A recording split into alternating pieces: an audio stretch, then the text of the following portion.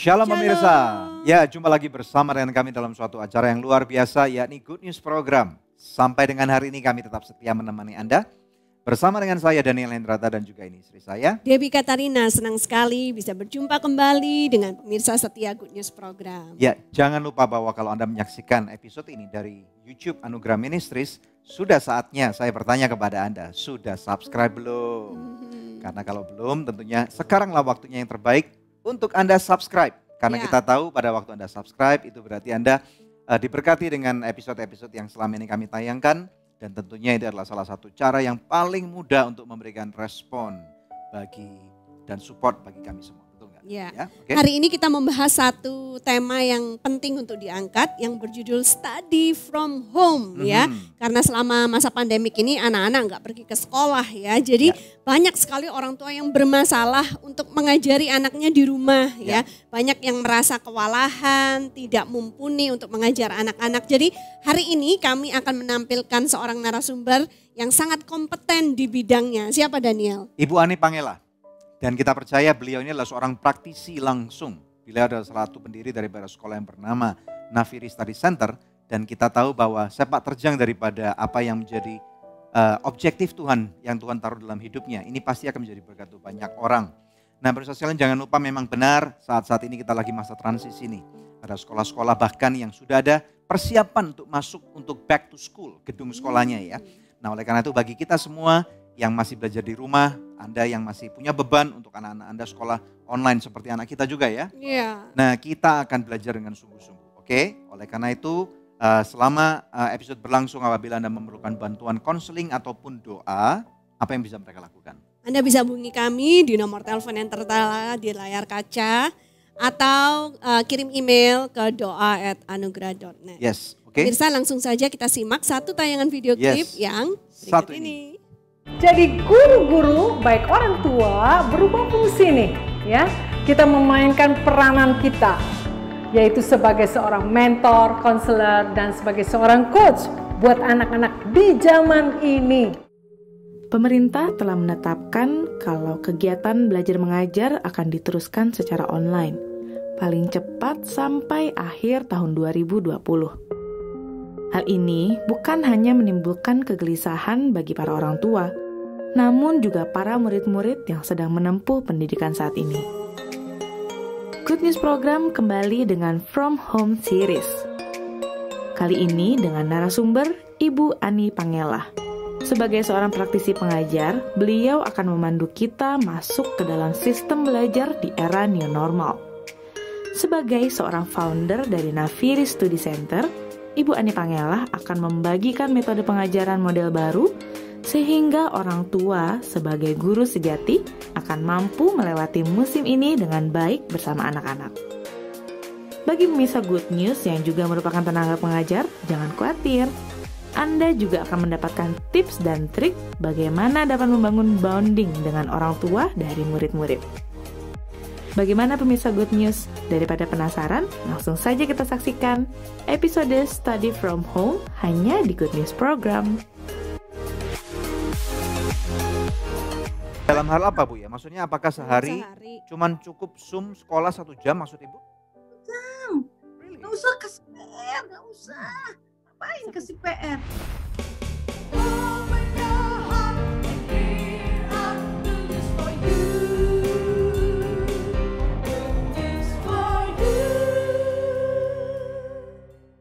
Anda menyaksikan Study from Home di Good News Program. Langsung saja kepada narasumber kita, Ibu Ani Pangela. Shalom Ibu, apa kabar?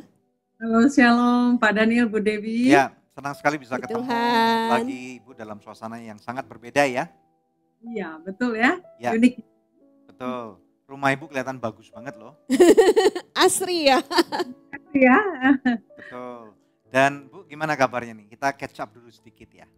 Pandemik ini kan kita sama-sama tahu bahwa ini unprecedented. Tidak disangka-sangka. Nah bagaimana nih sekarang? Apa yang Bu Ani dan Pak Samiton ini selama 6 bulan inilah lakukan gitu untuk bertahan di dalam kehidupan di masa-masa seperti ini? Bisa cerita dikit? Ya, justru dalam keadaan seperti ini, kami menemukan satu hal, yaitu pembelajaran yang berbeda ya dari hari yang kemarin.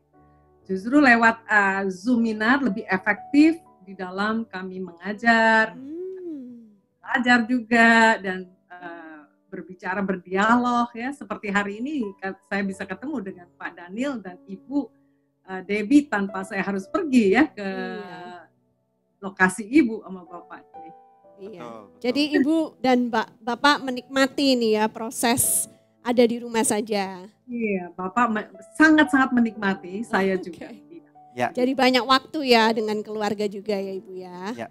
Terima kasih sekali loh Ibu untuk waktunya, dan bagi pemirsa sekalian kita tahu bahwa Bu Ani bersama dengan suaminya, mereka berdua ini adalah pasangan suami istri yang luar biasa. Kisah kehidupan mereka pun sangat memberkati banyak orang, terutama kalau Anda pernah mendengar tentang kisah pemulihan pernikahan mereka. Kalau Anda ingin tahu, Anda tentu bisa perlu cari, ketik aja Samitan Pangela, Ani Pangela di Good News Program. Dan mungkin ada linknya di atas, jadi Anda bisa langsung nanti dapatkan dan saksikan ya. Oke, silakan. Ibu Ani, sebelumnya kami ucapkan selamat ya, karena Nafiri Study Center baru saja mendapatkan penghargaan nih dari Kemendikbud. Nah, itu bagaimana Bu kok bisa dapat penghargaan dalam kategori belajar dari rumah? Makanya kami semua ini mau belajar dari Ibu Ani hari ini. Ya, saya dan teman-teman dan tim semua sebenarnya surprise juga ya, karena kaget lah ya, boleh bilang dari seluruh Indonesia kami boleh bilang salah satu mungkin ya, tapi kan banyak juga kan yang melakukan pembelajaran dari rumah juga yang baik, dan kami merasa ya satu anugerah juga, kami boleh disebut nomor 1 dari beberapa. Mantap. Apakah itu ada KPI-nya enggak Bu? Apakah ada penilaiannya, itu ada standarnya ini dan kemudian Ibu tahu, kemudian Ibu laporkan kinerjanya atau bagaimana Bu? Jadi itu kan mereka buat satu lomba atau satu kompetisi ya, untuk kita masukkan gitu. Nah macam-macam, jadi tapi kami lewat video aja, video klip kami buat 2 menit lebih, itu mencakup seluruhnya gitu. Daripada kegiatan dari pembelajaran dari Nafiri Study Center.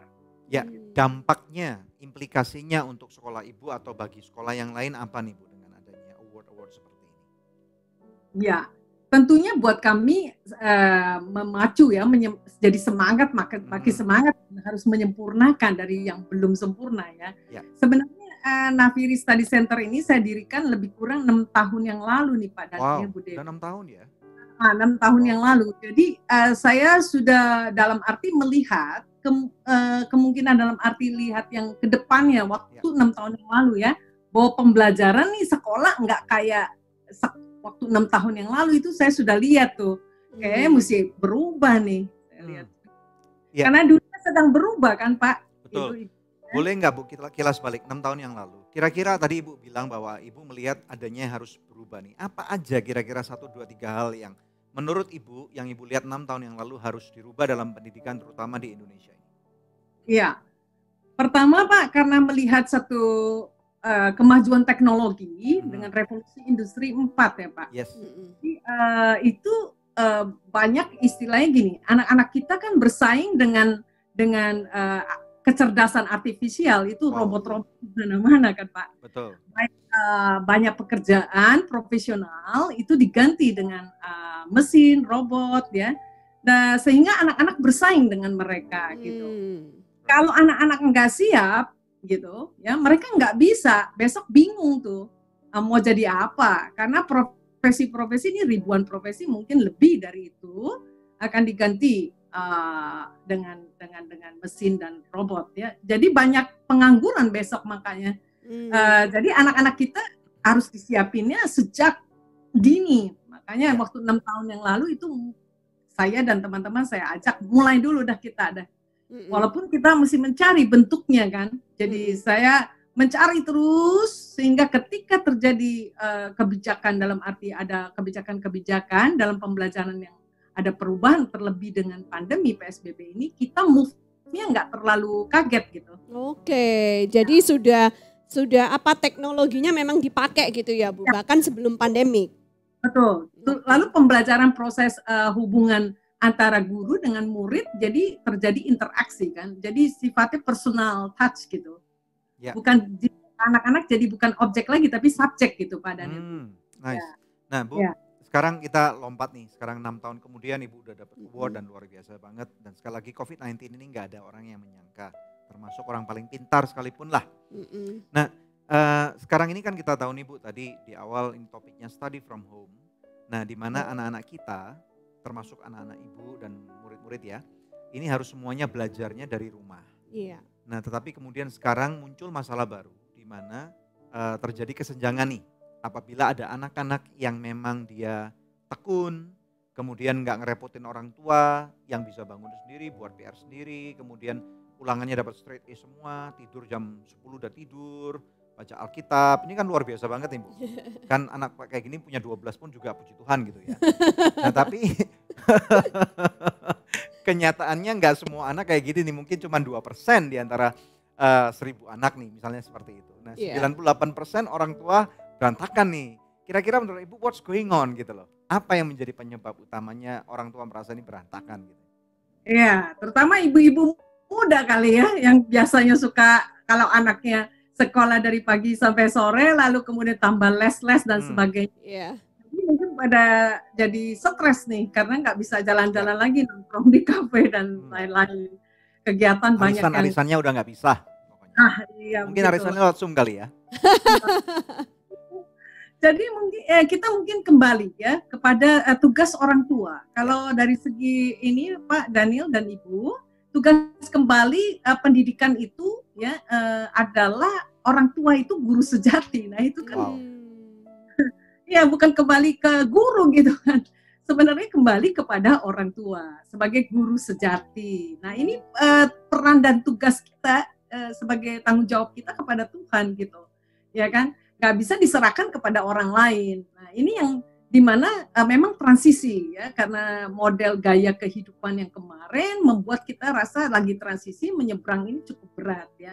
Tapi mau tidak mau ini mesti kembali, kita semua kembali kepada awalnya dalam arti tugas kita dan tanggung jawab kita. Iya. Ya. Nah, Bu Ani, karena banyak juga dari pemirsa Good News ini yang mengeluhkan gitu ya, terutama memang para mama gitu, di mana mereka merasa tidak mumpuni untuk mengajar pelajaran sekolah kepada anaknya sendiri atau tidak cukup sabar gitu. Karena mereka bilang, bayangin kalau di sekolah aja satu guru paling cuma ngajar 1 atau 2 mata pelajaran. Nah selama study from home ini orang tua mau nggak mau dituntut harus bisa mengajar ke-12 mata pelajaran dari anak-anaknya kalau anaknya masih SD. Dalam proses pembelajaran kan memang departemen dalam arti kementerian pun dalam pendidikan itu tidak lagi maksudnya membuat ringan lah, jadi nggak memberatkan dalam arti para pendidik kan banyak yang guru-guru kan juga stres kan, waduh gimana nih kurikulumnya nggak selesai nih gitu kan. Semua kan udah dibuat kebijakan-kebijakan ya karena lewat keadaan ini. PSBB sehingga belajar di rumah, tidak ditargetkan gitu, maksudnya untuk menyelesaikan kurikulum yang banyak itu gitu ya. Tetapi dalam hal ini sebenarnya wajib belajar ya, saya nggak bilang wajib sekolah nih ya. Wajib belajar. Jadi belajar itu, pembelajaran itu bukan mesti belajar yang disebut matematika, fisika gitu ya. Karena kehidupan sehari-hari kalau pakai kita bilang kehidupan sehari-hari itu belajar ya, bicara tentang misalnya memakan, belajar masak, bantu ibu di rumah, cuci piring, potesin sayuran gitu ya, itu juga belajar. Jadi belajar itu berbagai aspek kehidupan. Jadi dari segi kegiatan sehari-hari maupun dari segi pengetahuan. Nah, mungkin dalam hal ini memang kita sendiri ibu-ibu yang mungkin merasa aduh saya nggak bisa nih pelajaran A, B. Tetapi yang ibu bapak yang bisanya apa? Ajarin anak-anak kita. Terutama di dalam nilai-nilai ya Pak dan Ibu. Jadi yang mesti kita ajarkan adalah nilai-nilai itu yang utama. Anak-anak besok kalau kecerdasan cuma intelektual ya, yang hebat gitu kan, pengetahuan yang hebat, tapi dia punya kecerdasan yang disebut emosi maupun kecerdasan disebut kecerdasan mencintai, love question ya. Ada lagi satu nih ya. Oh, banyak sih, ada kecerdasan spiritual ya kan, dan lain-lain. Tapi saya ambil ini 3 ini mesti ada nih di dalam zaman besok nih, istilahnya the new normal. Yang disebut the new normal bukan bicara normal kembali ya. Ibu banyak yang salah pikir, waduh kapan sih normalnya gitu, bisa jalan-jalan, shopping gitu ya, bisa rekreasi. Bukan. Tapi besok the new normal justru kita mesti semua mempersiapkan diri, terutama anak-anak disiapin. Karena kehidupan udah berubah semua gitu. Nah, ya kan? Ibu Ani kan berbicara tentang kecerdasan emosi ya Bu. Jadi orang tua juga perlu mengajarkan kepada anak-anak bagaimana cerdas secara emosi. Tapi pandemik ini banyak bikin orang tua stres Bu, kebawaannya tuh marah-marah di rumah sama anaknya. Nah, gimana mau ngajarin kecerdasan emosi kalau orang tuanya sendiri enggak bisa ngontrol emosinya? Bagaimana Bu? Ya. Jadi Pak Daniel dan Ibu Debbie, dalam PSBB ini semua kita belajar. Jadi bukan hanya anak-anak nih yang belajar. Kita semua belajar ya kan? Nah, kan kita pakai cara memang emosi semua ya, anak-anak jadi juga kan nggak baik juga untuk dampaknya ke anak-anak. Rumah itu kan harus membuat anak nyaman dan aman gitu ya. Sebab banyak nih anak-anak nggak betah, lalu pasangan juga nggak betah ya di rumah. Wah, mereka pergi-pergi dah kemana-mana gitu kan. Nah, yang disebut aman dan nyaman bukan besar kecilnya, tetapi bicara juga bukan mewahnya ya. Tapi ini bicara tentang di dalamnya itu setiap orang tidak sempurna ya. Di dalamnya rumah adalah di mana kalau amannya nyaman itu anak-anak bisa diterima, anak-anak dicintai. Nah ini penting nih gitu. Itu yang utama tuh Bu. Nah, tetapi Ibu, maksudnya kalau berbicara masalah ini kan kita semua nih belajar kembali lah ya. Di dalam kondisi yang seperti ini kita semua belajar kembali. Menurut Ibu nih ya, kita tahu bahwa anak-anak pun punya perasaan gitu ya. Memang mereka masih kecil dan kemudian mungkin memang mereka tidak bisa menghasilkan atau membantu orang tua secara banyak. Tapi kira-kira menurut Ibu nih sebagai seorang praktisi, dan saya yakin Ibu lebih mengerti perasaan anak-anak dibandingkan lebih banyak orang tua nih. Nah, Ibu bisa ceritakan nggak dari side-nya anak itu seperti apa sih? What is their expectation gitu? Anak expectation-nya hanya begini, lihat papa mamanya nggak ribut aja udah seneng ya. Papa mamanya saling sayang satu sama lain gitu ya. Dalam hal ini love and respect di dalamnya Pak. Tapi itu membuat anak rasa senang gitu, ya kan? Tapi kalau papanya mamanya berantem, nah itu bikin anak-anak tersiksa. Jadi minimal itu ya? Iya minimal itu. Jadi ya, karena anak-anak terutama mereka yang lebih mungkin antara kelas playgroup sampai mungkin minimal kelas 3 gitu ya. Mereka masih belum tentu mengerti banyak hal tentang materi, tentang keuangan dan yang lain-lain gitu Bu ya. Apakah benar seperti itu? Ya, peranan orang tua memang kan berubah Pak. Kalau misalnya kita ya menurut psikologi kan kita kalau bagi-bagi usia Pak, 0 sampai 2 peranan orang tua sebagai perawat, pengasuh gitu, sama-sama ngasuh anak, yang bikinin susu, gantiin pampers, popok gitu kan. Kalau 3 sampai 7 kan bermain, anak-anak senang bermain. Nah, orang tua mesti ajak bermain dan pada anak-anak 1 jam aja minimal ya buat anak-anak ya kan. Kalau 8 sampai 12 13 itu kan anak-anak itu sebagai butuh sahabat. Jadi juga pelatih dalam hal ini. Tapi kalau udah remaja, anak-anak butuh konselor. Jadi dalam hal ini peranan orang tua itu dalam kalau pandemi mesti ada perubahan Pak. Saya lihat. I see, oke. Anak-anak perlu di coaching Pak, perlu di konseling dan juga di mentoring. Gitu. Iya. Jadi peranan orang tua mesti main di situ. Kalau orang tua nggak mau belajar, nah ini saya susah juga ya. Kita semua ya. Nah, kasihan. Berarti kuncinya sekali lagi ya mau nggak mau orang tua ya sebagai guru yang sejati tadi Ibu katakan itu ya. Nah, saya lihat sekarang juga kan istilahnya memang resources ini abundance ya Bu ya. Apalagi dengan adanya pandemi seperti ini, walaupun kita nggak kemana-mana, dulu seminar-seminar yang harganya sangat mahal, tetapi sekarang malah menjadi gratis gitu misalnya. Ada begitu banyak resources yang kita bisa cari di mana-mana, tetapi ini yang kami juga lihat Bu, bahwa sekarang ini orang mulai jenuh gitu loh. Ngelihat live streaming lagi, IG live lagi. Jadi orang-orang yang dulunya kalau IG live bisa sampai ratusan, yang nonton ribuan, sekarang paling cuma puluhan gitu Bu. Mungkin orang lelah gitu loh. Menurut Ibu bagaimana?